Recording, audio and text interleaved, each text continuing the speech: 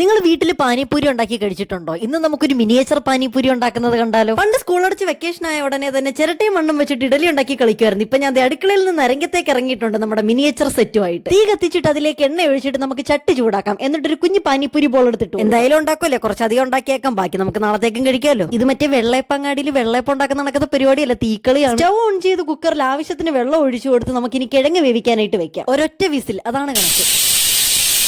വേവിച്ചു വെച്ചിരിക്കുന്ന കിഴങ്ങ് നല്ല രീതിയിൽ ഉടച്ചു കൊടുത്തിട്ട് ഒരു പാത്രത്തിനകത്തേക്ക് കുറച്ച് വെള്ളം ഒഴിച്ച് പുളി നമുക്ക് അലിയിച്ചെടുക്കാം. മിക്സിയിൽ മല്ലിയിലയും പച്ചമുളകും കുറച്ച് വെള്ളവും കൂടി ഒഴിച്ചു കൊടുത്തിട്ട് അരച്ചെടുക്കാം. ഇനി ഒരു ചെറിയ വലിയ ചരിവ് എടുത്തിട്ട് അരച്ചു കൊടുത്തിരിക്കുന്ന പാനിപ്പൂരിയുടെ വെള്ളവും കുറച്ച് പുളിവെള്ളവും കുറച്ച് ശർക്കരയും ഉപ്പും മുളക് പൊടിയും പാനിപ്പൂരി മസാലപ്പൊടിയും കൂടെ ചേർത്തിട്ട് നല്ല രീതിയിൽ ഇളക്കി കൊടുക്കാം. വറുത്ത് വെച്ചിരിക്കുന്ന പാനിപ്പൂരി ബോൾ എടുത്ത് പൊട്ടിച്ചിട്ട് ഈ ഫില്ലിങ്സ് എല്ലാം കൂടെ നമുക്ക് അതിനകത്തേക്ക് നിറച്ചു കൊടുക്കാം. ആദ്യമേ കുറച്ച് കിഴങ്ങ്, പിന്നെ ക്യാരറ്റ്, പിന്നെ മല്ലിയില, ക്യാബേജ്, കപ്പലണ്ടി, ഇതെല്ലാം കൂടെ ഫില്ല് ചെയ്തിട്ട് മസാല വെള്ളവും സോസും കൂടെ ഒഴിച്ചു കൊടുക്കണം. ഇനി നമുക്ക് കഴിച്ചു നോക്കാം. ഈ മോനെ അടിപൊളി. നിങ്ങൾക്ക് ആർക്കെങ്കിലും വേണമെങ്കിൽ ഓർഡേഴ്സ് ഇപ്പോഴേ പ്രീ ബുക്ക് ചെയ്യാൻ വേണ്ടി മറക്കണ്ട. നമുക്ക് all over India home delivery ഉണ്ട്. അപ്പൊ വീഡിയോ ഇഷ്ടമെങ്കിൽ ഫോളോ ചെയ്യാനും സബ്സ്ക്രൈബ് ചെയ്യാനും കമന്റ് ചെയ്യാനും മറക്കണ്ട. Love you all, bye, take care.